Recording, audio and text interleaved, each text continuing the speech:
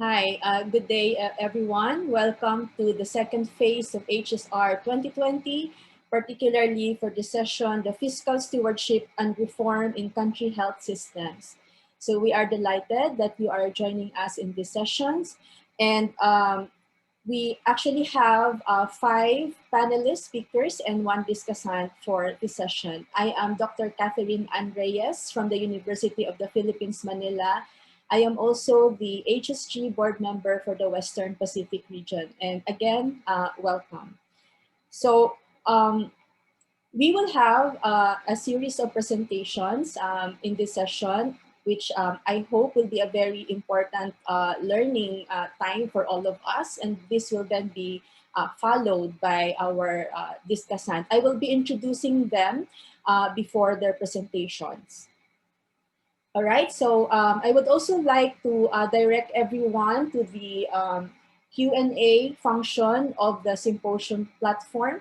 So if you have any question to our panelists, please type in your question, and then we will be reading those towards the after our discussant when we do our Q&A.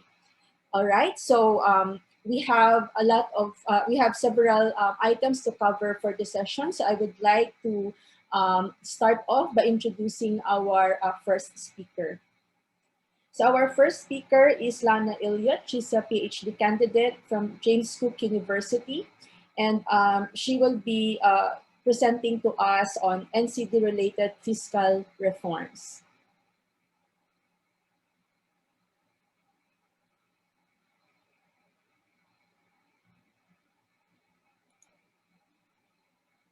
In keeping with the spirit of reconciliation, I'd first like to acknowledge and pay my respects to the traditional custodians of the land in which I stand, the Turrbal and Yagara people. I'd like to extend that respect to all Indigenous persons engaged in the Global Symposium for Health Systems Research and acknowledge the important role Indigenous knowledges play in fostering robust health systems and healthy populations globally. In the next couple of minutes, I intend to run through some really fascinating findings from a recently published scoping review that seeks to explore the drivers of non-communicable disease-related fiscal measures, or health taxes, in low and middle-income countries. With NCDs, or non-communicable diseases, now accounting for 41 million deaths and 71% of global mortality, NCDs present a considerable challenge to individuals, societies, health systems, and, as noted by the World Economic Forum, the economic prosperity of nations right across the world. Recognizing the multisectoral nature of NCD determinants, global bodies are increasingly pushing for policies that address the social and specifically the commercial determinants of these diseases. Targeted taxation of health-harming commodities like tobacco and alcohol, sometimes referred to as sin taxes, are widely endorsed policy levers in this space. Often considered win-wins for both the health and economically interested parties, health taxes are increasingly pushed as policy solutions for more price-sensitive markets of low and middle-income countries. However, much of the evidence to support these measures comes from economic forecasts and real-world works from high-income countries. This lack of LMIC-specific evidence, combined with mixed uptake, demands that we dig below the economic projections and consider the politics that may play into how and why governments in low and middle-income countries are adopting and utilising health taxes in response to NCDs. Wanting to understand what factors influence this phenomenon, a scoping review was undertaken. Utilising a systematic approach and drawing on 4 databases and grey literature repositories, this review identified 75 articles in its final full-text inclusion. Walton Gilson's policy triangle was then utilised to scaffold findings. The characteristics of papers included in this study demonstrate an infancy of research in this field, with 85% of included sources less than 10 years old. The majority of papers were also focused on tobacco-specific measures, with a deficit of research looking at alcohol, sugar-sweetened beverages, and food-related tax measures. Geographically, 55% of papers analysed fiscal measures in Asia and Africa. Industry influence on the design and implementation of measures was covered in depth across the literature. There was, however, a noticeable dearth of analysis focused on understanding the global influence of neoliberal norms on the appetite for, design of, and momentum to implement measures. Regional and local contextual impositions were also rarely recognised by the literature. In this sense, it seems that inadequate attention has been paid to the art rather than the science of policymaking, in considering how more contextual and procedural factors influence agenda setting, design, and implementation of measures. Synthesis of themes covered by the included papers did highlight some insightful contributions for both researchers and policymakers. In regards to key drivers influencing fiscal measures in low and middle income countries, the availability and use of context-specific evidence provided a compelling platform for the introduction of targeted taxes and was beneficial in overcoming resistance from industry, trade, and economically interested parties. The championing of measures by those in power, particularly when that power extended beyond the health sector, was also pivotal. Executive-level endorsement of targeted taxes by Mandela in post-apartheid South Africa and Erdogan more recently in Turkey are examples of this. Interministerial support in bringing together the sometimes opposing perspectives of ministries of health, finance, and trade were also integral in the enactment and sustainability of targeted taxes. And finally, drawing on the experience of other nations, as well as global and regional solidarity in this space, have also created almost a snowball effect in elevating targeted taxes of both public and political agendas. From supporting broad recognition of targeted taxes in response to NCDs, through to providing more granular details, such as the development of health promotion funds drawing on the original Big Health model. Global and regional momentum and lesson drawing have proved to be important policy levers in this space. Conversely, barriers to the introduction of targeted taxes were also identified.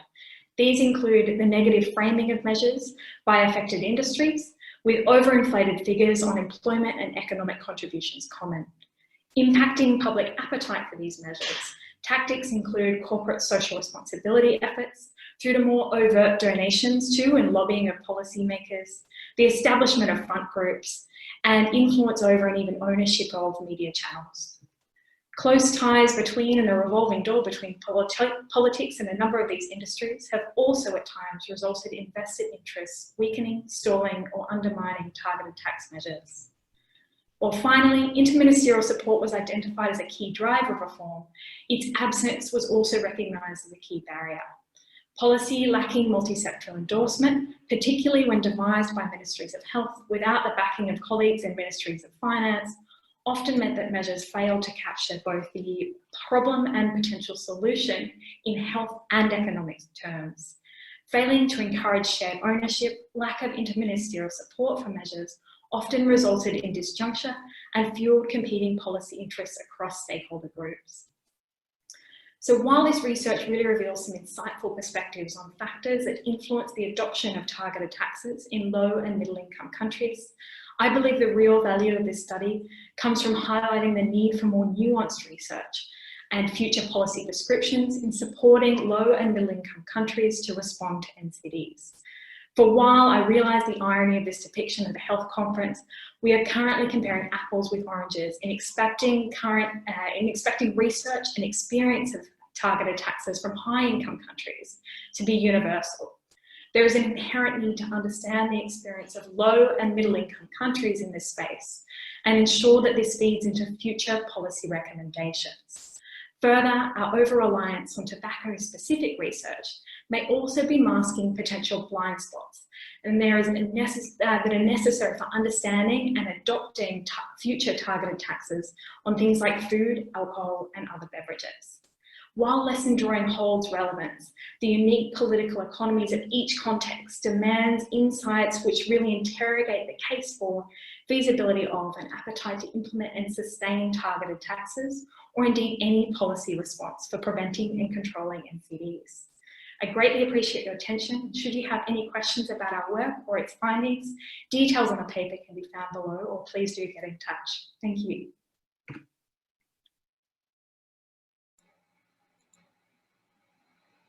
Thank you very much.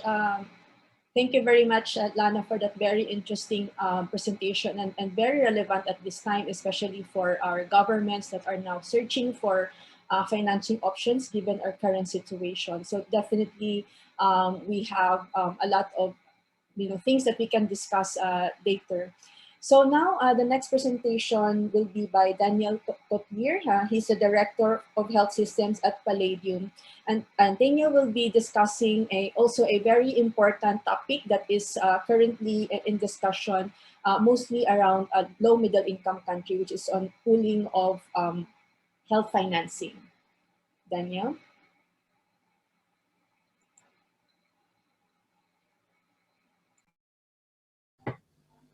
Hello, I'll be talking about winners, losers, and the politics of pooling in health financing.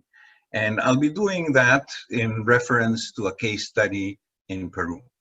A conclusion arising from this presentation, it comes in the form of a warning to countries that are setting up new social health insurance schemes. So pooling is defined by the dictionary as grouping together of various resources or assets. And health financing experts generally recommend more pooling to governments.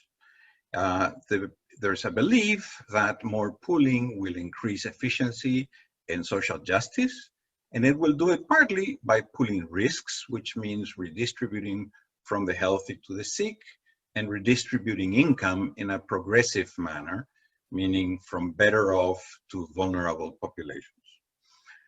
In developing countries, however, there is not much empirical evidence about the progressive redistribution existing within a health insurance pool. There are two necessary conditions for pooling to improve social justice. The first is there needs to be a level field in terms of access to services. Everybody who's insured under one pool should have the same level of access to the services. And the second is that governance of the pool needs to be committed to social justice and not subject to other interests. So are these conditions present in developing countries? And let's see the case study from Peru. First, on the politics about this. In Peru, health insurance is provided by two different separate schemes. There's a social health insurance scheme for the formal sector. It's called the Salud. It's exclusively financed by payroll contributions, and it does not get any tax subsidies.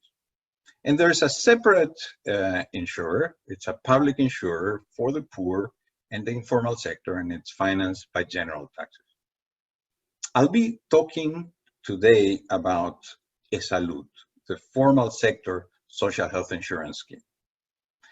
From 2005 to 2015, there was very rapid economic growth in Peru, and this led to very rapid growth of Salud.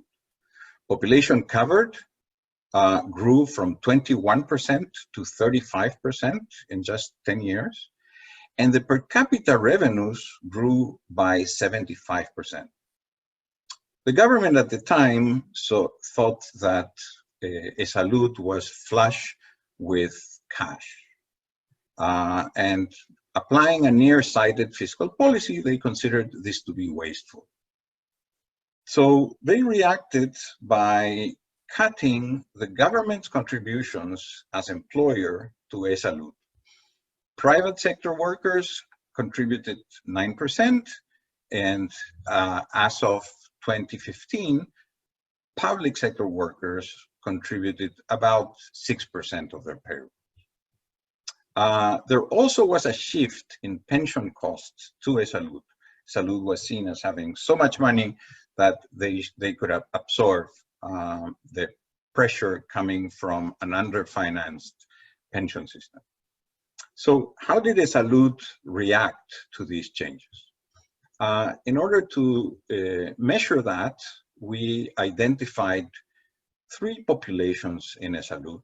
There's a private sector, families, public sector, or families, and pensioners. And we estimated the size of these populations. We estimated the contributions made by each family and aggregated that at the level of each of the three populations. And we measured the value of health benefits received by each of these three populations. By doing that, we could estimate an implicit tax and an implicit subsidy for each population by measuring the difference between their contributions and their benefits. So these are our main findings, and the figure here describes, you can see the main results there. In blue is the private sector population, and as a fraction of the total population, they are 63% of the total. They contribute 75% of the total, and they only get 46% of the total. The public sector population in red contributes less than its weight in the population and gets a little more than its weight in the population.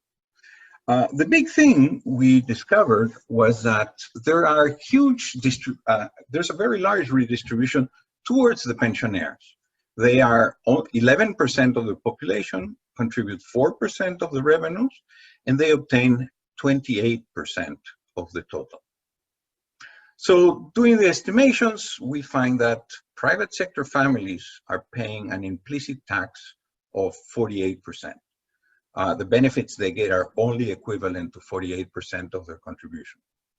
Public sector families, by contrast, get a 20% subsidy. And there's a very large subsidy for retirees. An important detail here is that the private sector families are paying both for the retirees from the public sector and the retirees from the private sector. So why do some populations benefit more than others? As I explained before, part of the answer is that there are different policies regarding contributions. Private sector pays 9% of the payroll. Public sector workers pay only 6% of the payroll.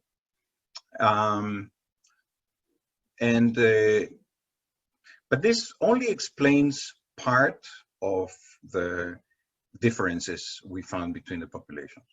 Most of the difference comes from the existence of significant rationing through waiting times, and some populations are getting much more access to benefits than others. Why do some populations benefit more than others? We still don't know. This is something that's still research in progress, but we know a little bit about it. The first thing is, the first hypothesis was that the public sector workers might be getting a larger fraction of the benefits because they had lower incomes and hence were more tolerant to waiting.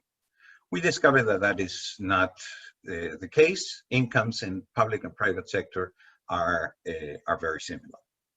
Is it because of job characteristics? Maybe for public sectors, it's easier to take medical leave. It's possible. There's very large levels of absenteeism, especially among education and health workers. Could it be greater access to services, different queues? We now think this is possibly a large part of the explanation, and we're trying to document that. So conclusions, first is that pooling is not a sufficient condition. The existence of pooling is not a sufficient condition for the existence of progressive redistribution. Second is that some populations may benefit more than others from being under the same pool.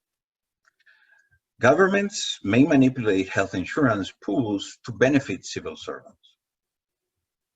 There's a lot of complexity and there's lack of information about all the features in the system that may allow some populations to benefit more than others. Let me finish by asking the audience a question. Many countries, including Mexico and Thailand, have separate schemes for private sector workers and civil servants. Would you advise them to pool these populations together? Thank you.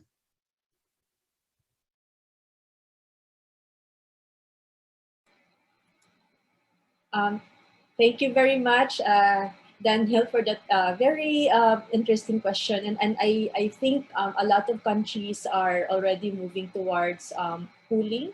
And definitely your presentation has shown us some things that we need to think about, you know, when we are working towards this policy direction.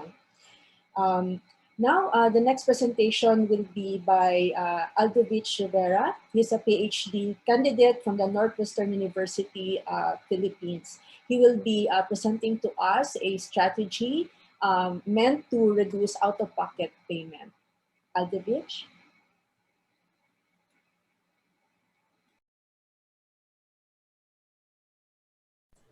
Hello, I'm Ado Rivera. I'm here to present our project, Sustained Local Implementation of No Balance Billing, User Fee Removal in Government-Run Hospitals in the Philippines, a Qualitative Study.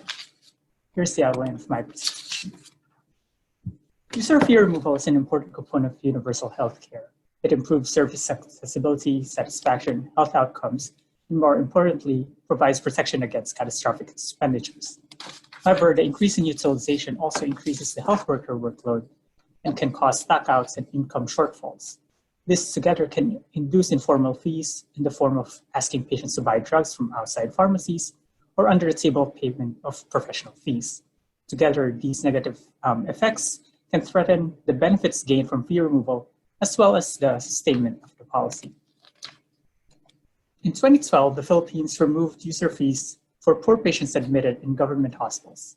This prevented hospitals from charging patient fees if cost exceeds the case rates or the capitation payment given by PhilHealth or the national health insurance provider to hospitals, and also bans informal fees. In this study, we aim to identify the strategies that local hospitals use to implement and sustain user fee removal. We conducted a cross-sectional qualitative study conducting 16 focus group discussions. Recordings of FGDs were transcribed, coded, and analyzed thematically. For analysis, we were guided by EPIS, Exploration, Preparation, Implementation, and Sustainment, as well as the concept of complexity, where fee removal is viewed as a disruption to activities of a complex adaptive system. Here are the results. For implementation, we found that implementation issues can be categorized into three main categories: formal fees, informal fees, and stockouts of service and unavailability. We focus on the last two in this presentation. Formal fees occur because physicians would ask patients to buy medicines from outside facilities by giving them prescriptions. To address this issue, the hospitals had to institute a no prescription to patients policy, which effectively prevented this behavior. In order to ensure compliance, hospitals engaged patients and nurses to report errant behaviors of physicians. PhilHealth also deployed field staff who conduct post-discharge patient interviews in order to detect violations. They also compiled all these interviews into a compliance score, which they fed back to hospital administration. The hospital administration receiving these reports and scores can act upon these by revising local health policies and disciplining the identified physicians. Another closely related issue is stockouts. Stockouts can cause violations because hospitals ultimately view the responsibility of buying supplies or services as the patient's responsibility. In the new system, however, hospitals took on this responsibility and would buy the missing supplies or services themselves using discretionary fund or forming contracts with external facilities such that these supplies or services are provided. In some cases, hospitals also set up a reimbursement scheme such that the net out-of-pocket payments by patients remain at zero. Now we go on to sustainment. From the identified implementation strategies, we saw that there are three requirements for sustainment. There should be a required and motivated healthcare workforce, consistent and constant available supply of services, and hospital income. However, these are threatened by the increase in the workload, burnout by staff, limited budget, high rejection of insurance claims, and slow administrative processes. The hospital addressed workforce issues by hiring more staff and adding financial benefits. Financial benefits came from hospital income through claims, portion of which are given back to staff, serving as a financial incentive. Hospitals also reported that the compliance scores from the field staff played a crucial role in maintaining staff motivation. Poor scores help drive the staff to achieve the goal, while good scores were welcomed as validation of good work.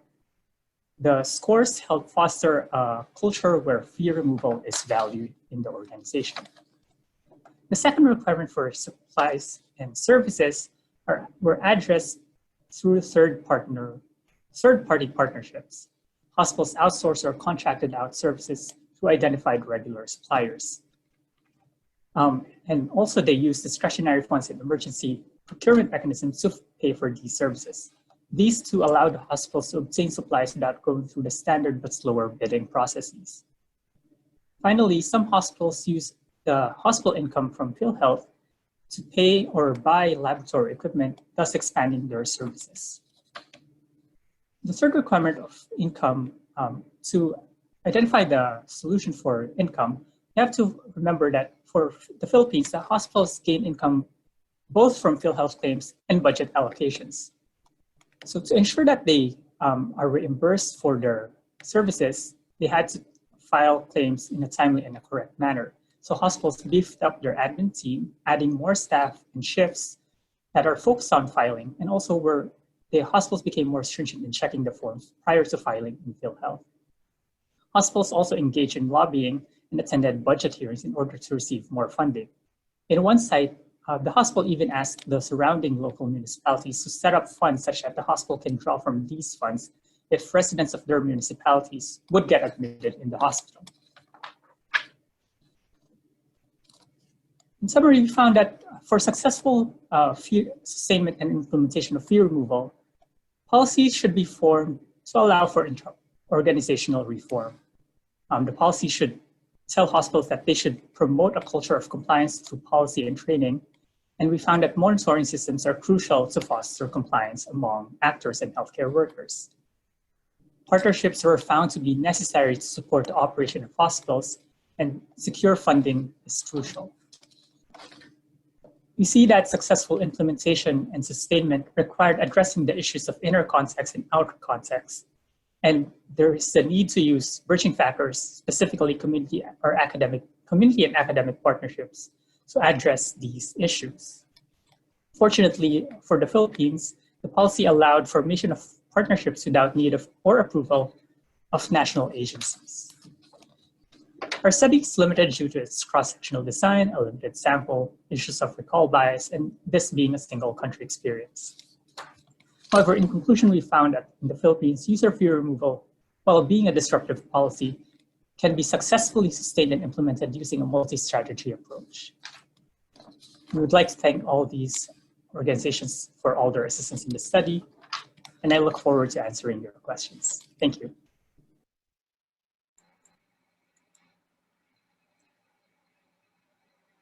Thank you very much, Aldovich. You have shown us a study that has shed light into an aspect sometimes of health financing systems that we don't really pay close attention of whenever we are designing policies, and that is really the role of organizations in making things happen at the facility level or at the implementation level. And thank you for sharing your study with us. So the next, our next panelist is a technical specialist for health financing at Access Health International, Jaidev Singh Anand. Jaidev?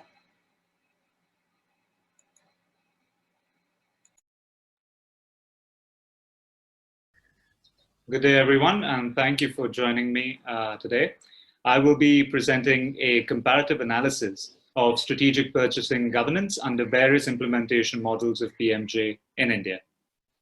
So to give you a quick overview about PMJ, it is a government-sponsored health insurance scheme that looks to cover low-income households for hospital-related expenditures. Now, the PMJ was launched in 2018, replacing the erstwhile RSBY, though there are some key differences between the two schemes. The PMJ has seen a substantial increase in coverage amount to USD 6,800 per household, compared to RSBY, which was about USD 680. and also covers close to 40% of low-income Indian households, which is about 500 million individuals, with recent announcement to expand the scheme to include the missing middle. Close to 50% of all hospitals empaneled are private, and governance in purchasing is done through a parastatal state health agency at a subnational level, under the stewardship and guidance of a national health agency at the center. Contrary to RSBY, PMJ, which was an insurance-led model, PMJ has the option to subnational governments to implement the scheme and purchasing function through three models. One is the purely insurance-led model.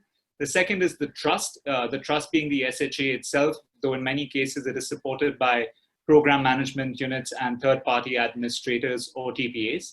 And thirdly, a hybrid model, which is insurance and trust model combined. Since the launch of the scheme, there has been a lot of debate and discourse around what is the ideal or most effective model for PMJ. And this has been based on several underlying assumptions of the political, financial, and capacity constraints within each state. It was also assumed that the model chosen would be expected to have a bearing on scheme functionality and their ability to improve purchasing leverage. So it is important to assess how strategic purchasing governance under each model has impacted scheme performance, how the implementation model has done so. And thus the study set out to conduct a comparative analysis of these implementation models under the scheme in differing subnational contexts and what its impact was on scheme performance and the strategic purchasing function.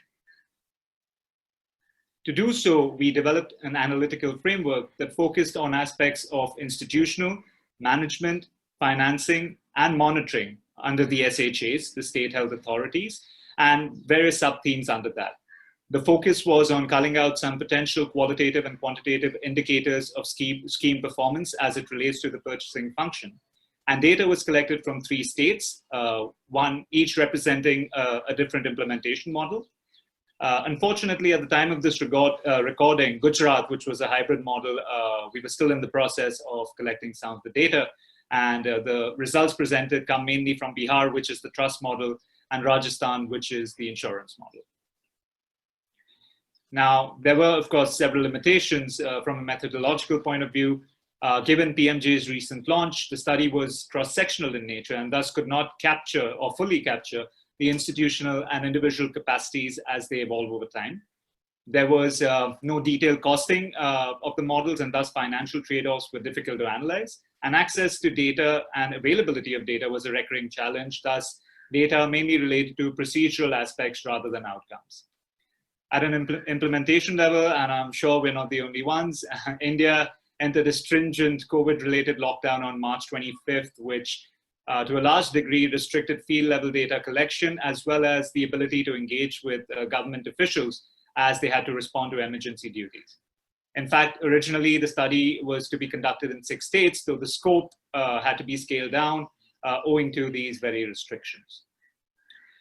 So coming real quick to some of the major findings from Bihar and Rajasthan, at an institutional level, from a structural and process level, findings suggest that there seems to be a higher degree of ownership in trust model-led states, which was evident by greater internal engagement seen in Bihar versus Rajasthan in terms of meeting frequencies, as well as the larger amount of vacancies seen within SHA in Rajasthan.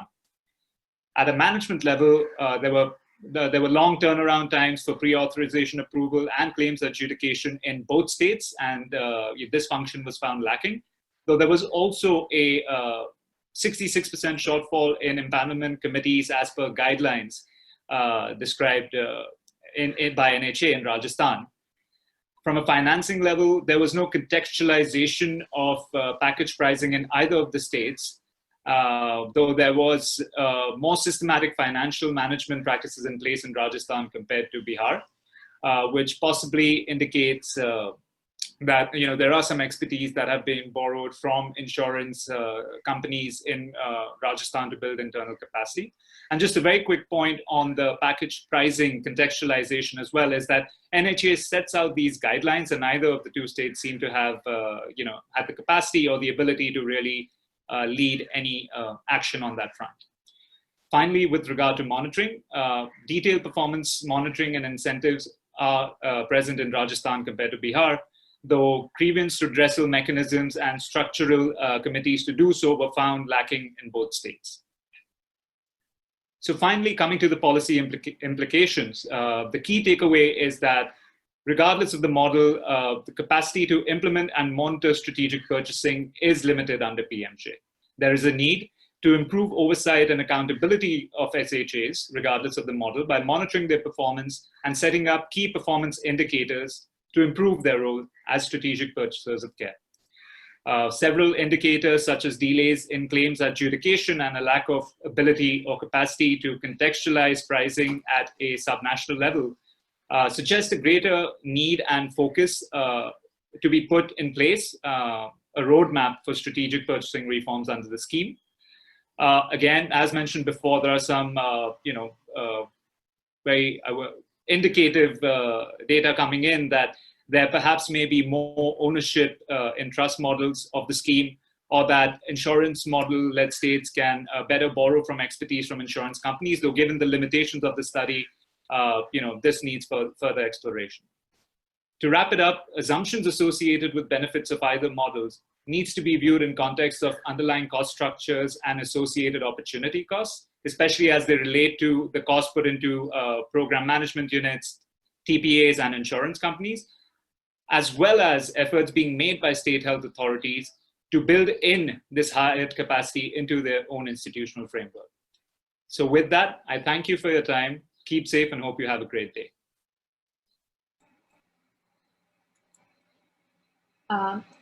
Thank you very much, Jaidev. That was a very informative study. And again, another phrase that is actually now also frequently used, like we want to see more strategic purchasing, but your study has highlighted some issues that will have to be considered if we were to make this happen successfully. So to close off the panel presentations before we move to our discussant, we have with us Dr. Rehab Imbao. She is a research officer from the KEMRI Wellcome Fund Research Program. Rehab?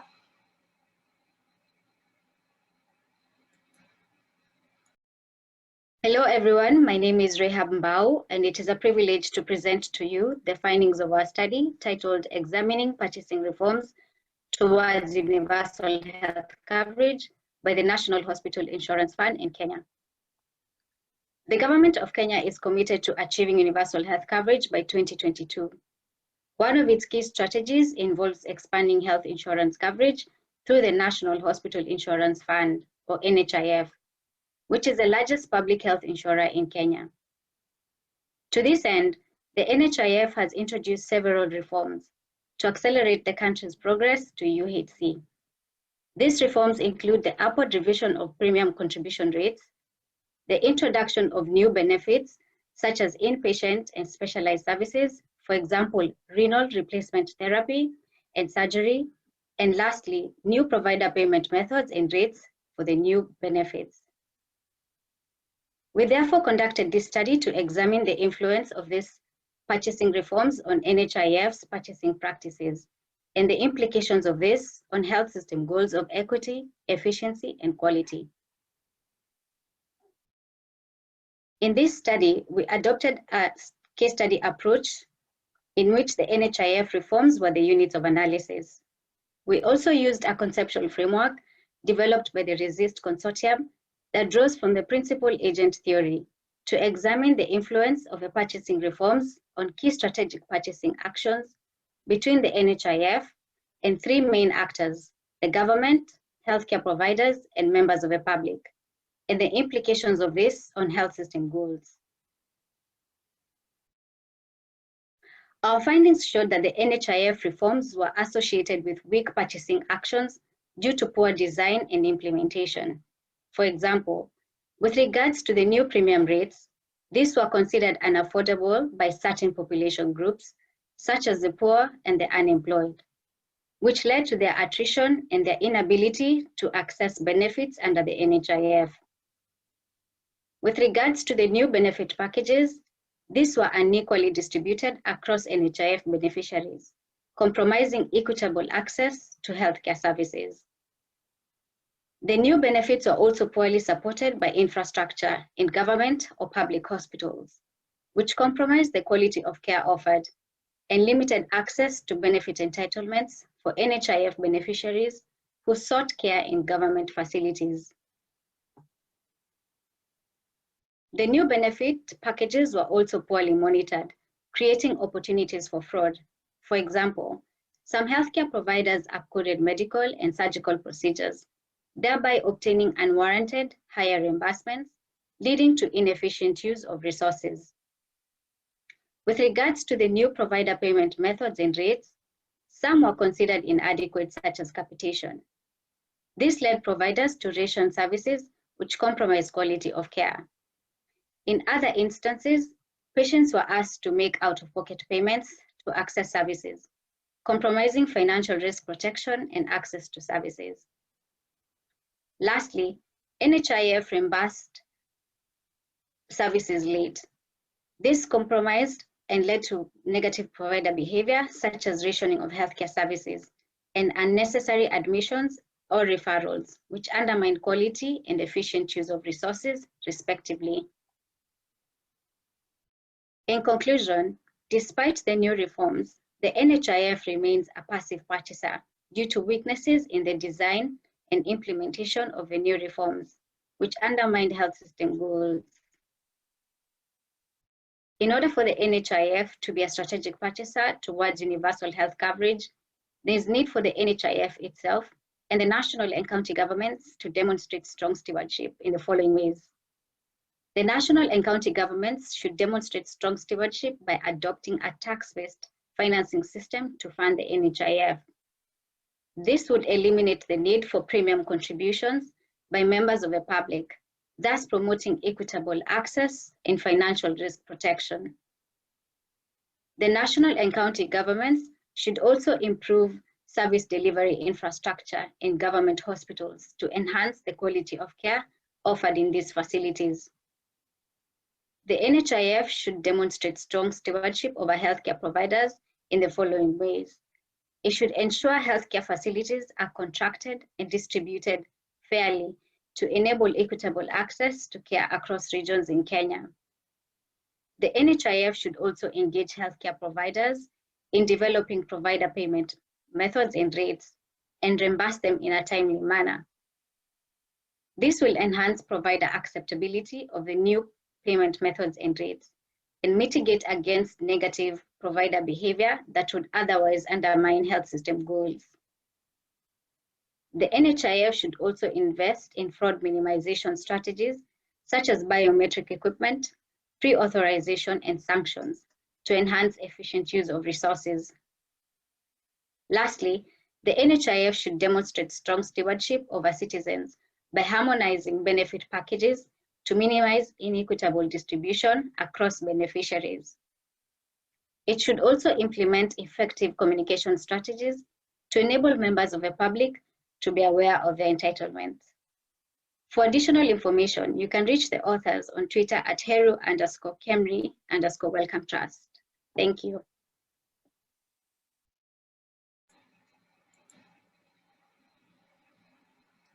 Thank you very much, Reha, for that very insightful study on purchasing reforms. And now that we have completed all our presentations, we would like to welcome one of our colleagues, also a very active member and also supporter of Health Systems Global.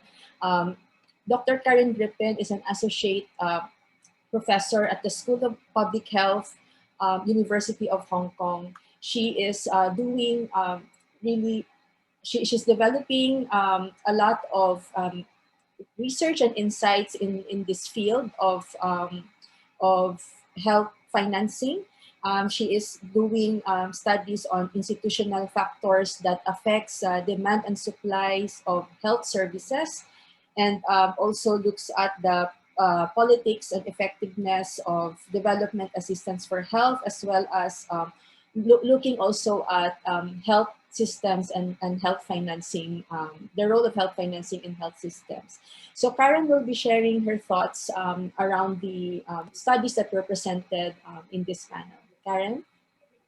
Thanks, Kathy. So thanks so much to the speakers for their excellent and informative presentations. And I also want to send a big thank you to the organizers to this conference, because they managed to find what I thought were 5 unusually well fitting together papers, which actually makes my job as the discussant quite easy, because it's actually quite easy, I think, to try to draw some lessons, common lessons from all of these papers, and making my job a lot easier. So just quickly to, I think, in one sentence to try to summarize what I think are some of the biggest takeaways from these papers. So first, Lana shared with us a really important piece of work that looks at the what's become a trend in global health to promote these sin taxes as these kind of win-win solutions to expanding fiscal space. But the reality she finds is that it's actually quite complex and very different, and context matters a lot. Danielle then also challenges us a little bit. The assumption that more pooling is always better isn't always the case, and we really need to think about who are the real winners and losers with regards to equity in some of these health financing reforms. Aldovich shared with us what on the surface seemed like a very successful and well-intentioned policy. But the actual success of that policy is to some extent what's leading to the lack of sustainability of that program. And so that's quite a challenge, and has some interesting ideas on how to overcome. Jaidev talks to us about the implementation of strategic purchasing plan in India, and finds very different ways in which these policies are implemented in the different states, suggesting that there's something there that we really need to understand below the surface if we want to make these policies successful. And then finally, in Kenya, Rahab tells us about sort of weak design and, again, implementation challenges that really makes it very difficult to achieve what the program is trying to do in terms of improving quality, efficiency, and equitable health outcomes. Regardless of income status, all the different papers and presentations talk about how countries are all struggling right now with very common issues about how you expand fiscal space in healthcare systems in such a way to ensure that their health financing systems are sustainable, that they're sufficient, and that they're also equitable and efficient. And so this is a very big challenge. But what we see from all these papers is, whereas we spend a lot of time talking about a lot of the technical aspects of these health financing reforms, the reality is that it can be very different. In fact, it seems to be the case that a lot of the challenges and barriers are political or institutional factors. And so we need to find ways of trying to overcome those and to learn more about that. So in terms of my 3 lessons, my 3 key learnings I take away from these 5 excellent papers. So the one, despite the fact that we looked at very different health reforms, very different country settings, and very different aspects of the health financing process, everything from revenue generation, risk pooling, priority setting, all the way to strategic purchasing, the common findings are very similar in that there are oftentimes very important implementation challenges, and that we, therefore, as researchers, need to find better methodologies and strategies to better understand these implementation challenges if we want to develop strategies in advance to ensure successful implementation of these policies. My second observation is that the devil is really in the details. And so many of the case studies looked at what at the surface or at the sort of high level, 30,000-foot level may look like incredibly successful programs. The types of health financing reforms that we may be holding up on our pedestals as being sort of successful case studies in global health.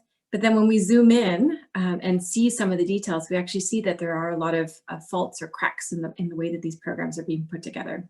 And so that really raises the issue of what outcomes we should be thinking about in terms of thinking about success or failure in these programs, and how do we find ways of monitoring these in real times as these policies are being implemented to see what is in fact happening. And then I think one of the lessons that all the papers sort of hinted at is that theory is not enough. to ensure the successful implementation of health financing reforms. Many of the papers talked about this idea of a overly simplistic or a highly theoretical kind of prescription of what is the right thing to do. And then when we make that kind of assumption, that those policies have the tendency to fail. And the reason we know that these policies are not necessarily working the way that they could be is because of some of the interesting qualitative research that was being done alongside some of these more quantitative studies, which allowed us to get at some of this richness and to understand why reality may be very different from theory.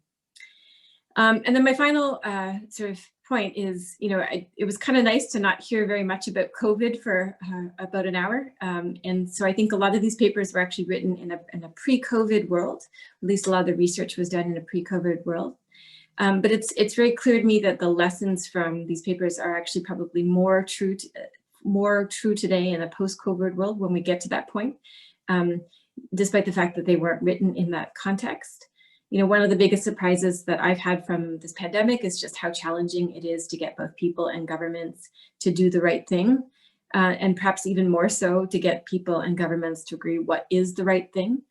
And so when we start talking about these, challenges of expanding fiscal space and improving health reforms, we need to be cognizant of the fact that not everyone is in agreement about what the right thing is to do here. That theories can get us so far, but we need to really think about some of the practical, political, institutional, and organizational challenges that may prevent policies from getting to achieve the outcomes that they really want to achieve. So again, thanks to all the speakers and to Kathy for chairing this session, and I look forward to hearing everyone's questions as well. Right, so thank you very much, Karen, for those insightful comments. Indeed, a lot of our studies presented in this panel showed us how important it is to look at context and details, especially when we are coming up with policy recommendations. So now I would like to invite all of our panelists to please open your videos. So we'll start with our Q&A. So thank you everyone for the wonderful presentations. What I'll do is that I'll have one question for one question each for all of you, and then we will wrap up with one common question for everyone. Okay, so I'll start off with one question for Jaidev and Rahab. Because the context of your study actually is almost similar. You were looking at the details around purchasing. I would like to ask from what you have studied so far and what you have uncovered from your research. What would you say would be would you recommend as a focus of research? Based on what you found, like in terms of strategic purchasing and making it work in a context, what would you recommend as the next forms or types of research that must be done to improve our understanding of making strategic purchasing work? Because it's actually something that is widely advocated. We move towards it, make it happen. Any insights in this topic? Yes, Jaidev. Okay, I was wondering if I would like to go first, but sure. To be honest, at least personally from my experience, you meet a lot of, government functionaries and, you talk about how the scheme can evolve. I think there is still a surprising gap in understanding of what strategic purchasing means.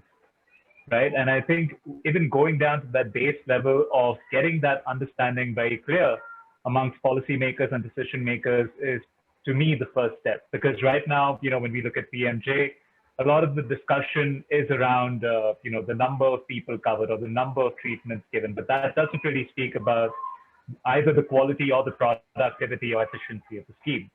The numbers we should be looking at, whether that's at an institutional or outcomes level, is something that doesn't really come up, within policy discourse. And I think just taking a step back and getting everybody on the same page as to what strategic purchasing truly means and what are the sort of right metrics to measure that is probably a discussion that's warranted. But I'd be very interested to hear from how the she feels the same. Interesting. Yes. Reha? Okay, yes, I do agree with Jaydev that there is need to do more studies to understand what strategic purchasing actually means from the purchasers and the policymakers' perspective. We realized that was a challenge when we were doing our study. And also another thing is to recognize that it's a field that's rapidly evolving. So every other day, you'll find that there are new reforms. So for our study, for example, it was conducted in 2017. And since then, there have been more reforms towards improving strategic or towards meeting strategic purchasing. And so it's important that it's a continuous journey, let's say. And qualitatively, I think using qualitative methods is actually very important because it leads to a deeper understanding, and it also brings out the nuances that are in different contexts. And obviously, we do have the quantitative indicators that can be used, for example, to see whether these reforms do actually are associated with improved strategic purchasing. And so in future, probably a study can be done using mixed methods just to see what different contexts are achieving. Also, another thing is to recognize that in strategic purchasing, there are different actors in different contexts. So for example, in Kenya, there are multiple purchasers, not only the Ministry of Health or the NHIF. You do have private health insurance, micro health insurance. And so these are things that different contexts can examine and then bring the studies together just to be able to grow the field and understanding of strategic purchasing. Thank you. Thank you so much for those answers. Now I'll move to Aldovich. So Aldovich, you made a very interesting observation on how the facilities were able to implement no balance billing policy. Usually one of the difficulty in implementing these kinds of policy is in the part of professional fees, right? So it's the fees that are collected for professional care of the patient. In your study, when they say no balance billing,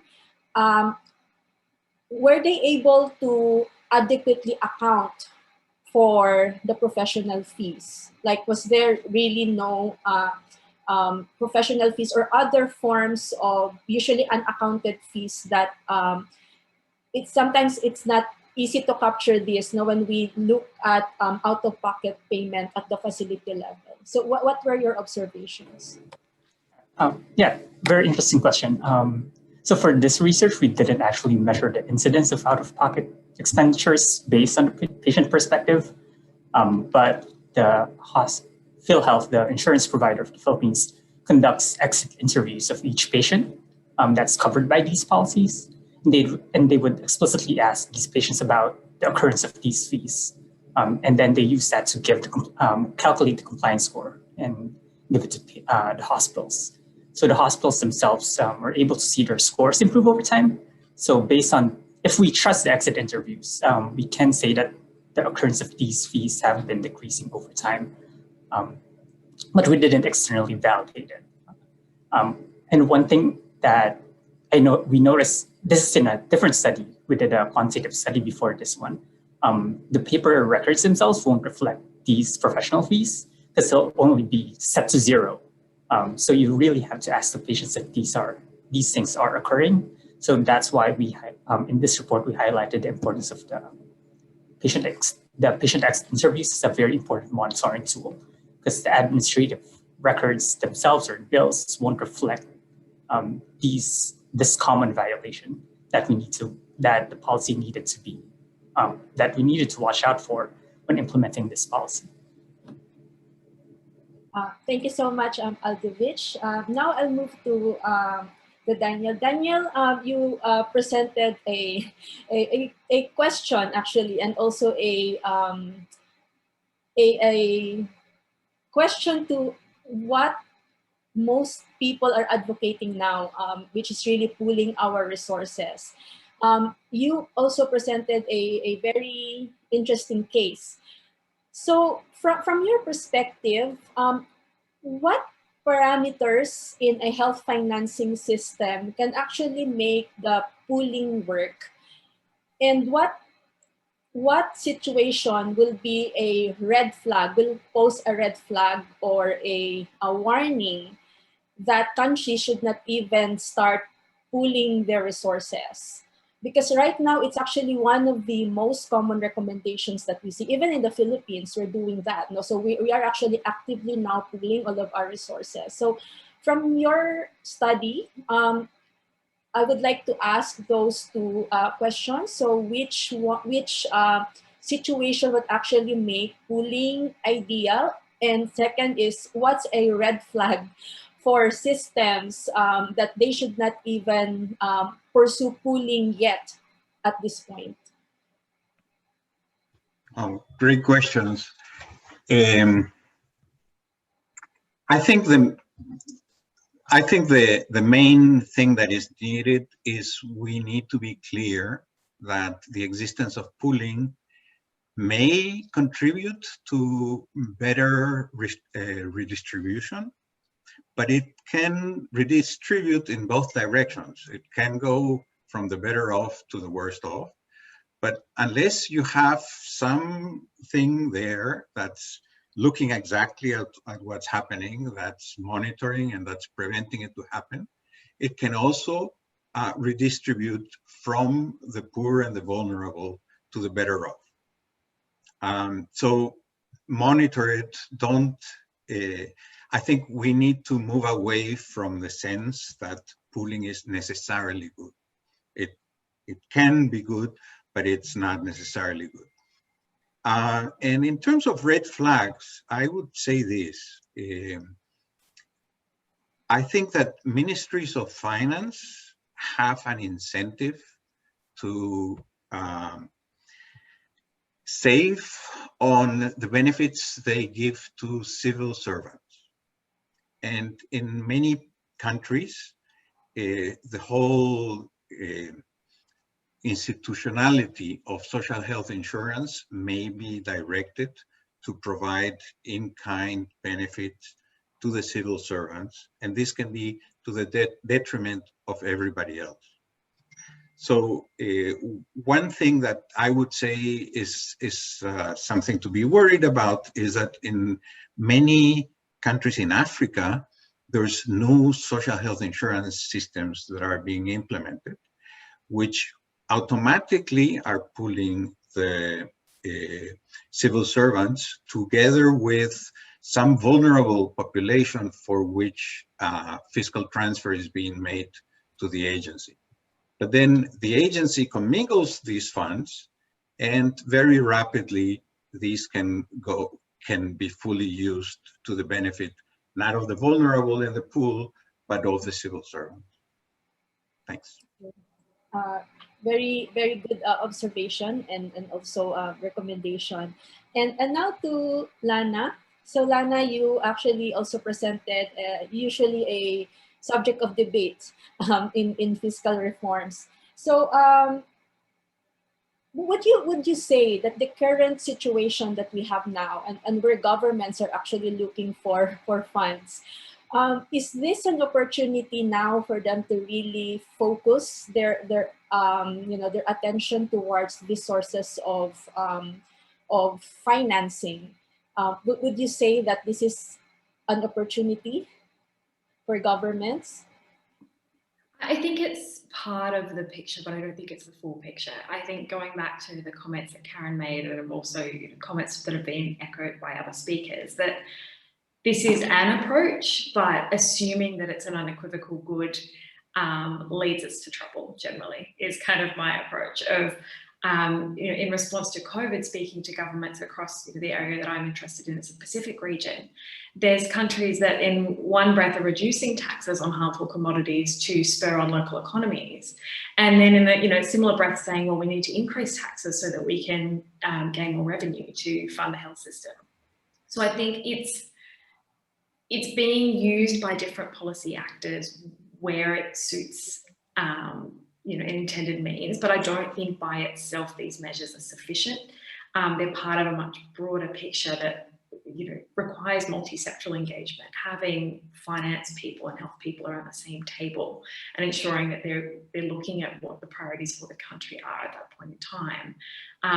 Fiscal policies insofar as taxes on harmful commodities may be part of that picture, but assuming that they're always in there and always, you know, this unequivocal good that doesn't have unintended consequences is a bit naive. Thank you. Thank you so much, Lana. In the last 5 minutes, I would like to pose this question to everyone. So we have, around the world, we have a disrupted systems. And we are coping in different ways. And probably we're seeing some trends, how countries, how health systems are responding in terms, particularly in terms of, you know, keeping themselves on track on where they were in health financing reforms, in fiscal reforms to fund healthcare, particularly those who are moving towards universal healthcare. So my question to you is, what can your field of study right now, the research that you are doing, what can it inform the directions that countries must move towards during this time that we are still, you know, in this disrupted stage, and also moving towards a post-COVID health system? So what are your insights from your studies that can be helpful for countries that are navigating their way out to you know, make sure that they have enough funds to manage both COVID and non-COVID cases, and making sure that they emerge out of this situation, hopefully in a better situation in terms of their health financing system?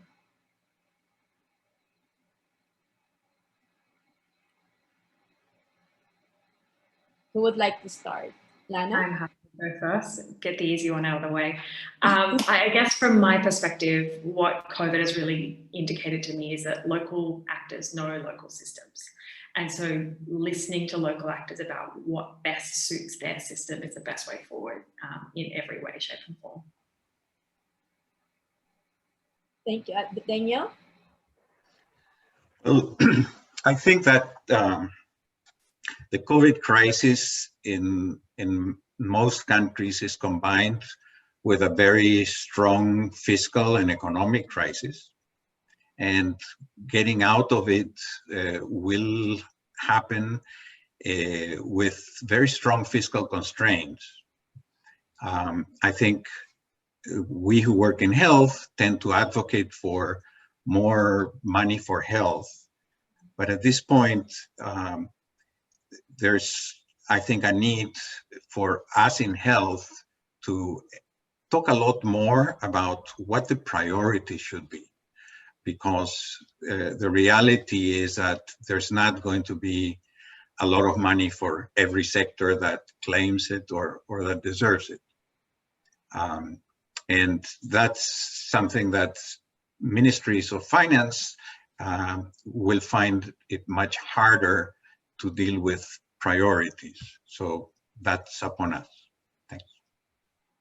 Thank you, Daniel. Aldovich? Yeah, I'd like to echo what Lana said. Listen to the local organizations. I think that's one of the key lessons from the study that we did. And when we're crafting policies in the, well, this is a lesson that's been repeated over time. Make policies that are not too prescriptive, that would restrict local organizations in terms of their reactions to the local context that they operate in. But another thing that I think our study pointed out is to make sure that the federal agencies or the national agencies provide the resources to these local organizations that only they have access to, so that they could actually react to these problems that they have. Thank you, Reha.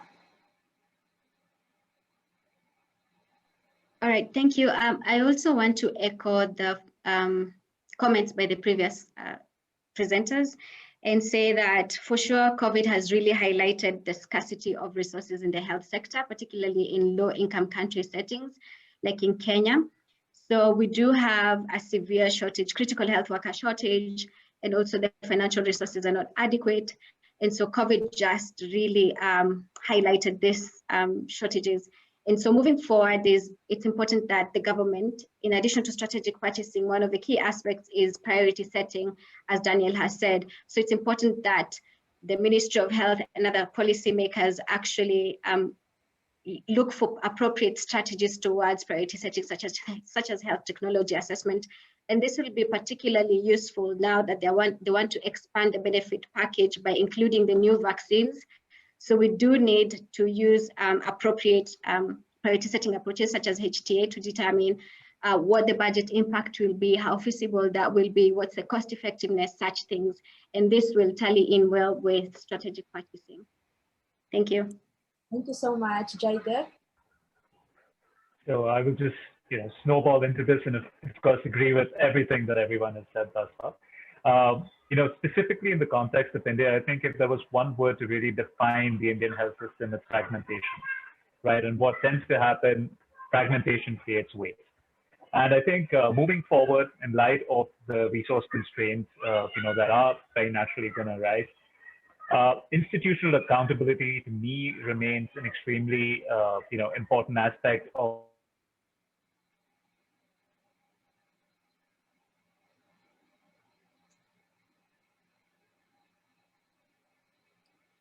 Oh, Jaidev, I think we've lost the signal. Okay, but I think he made his point across about institutional accountability. Okay, so I'm down to my last minute, so I'll wrap this up. First, I'd like to thank Lana, Daniel, Rehab, Aldovich, and Jaidev, and Karen for being with us in this session, discussing really a very important component of how our health systems will emerge from this current crisis and hopefully emerge stronger. I would like to highlight some very important topics that I think our audience and also those who will be listening to this, the recorded session would learn from, especially in terms of future direction of studies and discussion. First is the importance of really not just relying on theory and what we think will happen, but it's really coming up with evidence and that is right for the context and right for the situation, so that we are able to really understand how applicable some of these theories are in a given situation.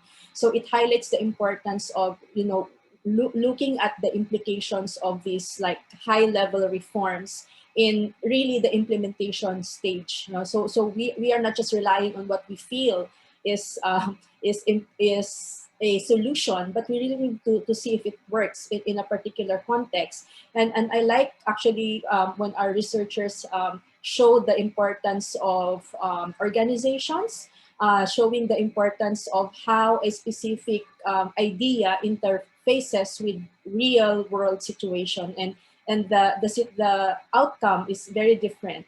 I also like to highlight one thing that was raised earlier, which is to look for other methods that may be appropriate to really uncover some of these concepts that are hidden.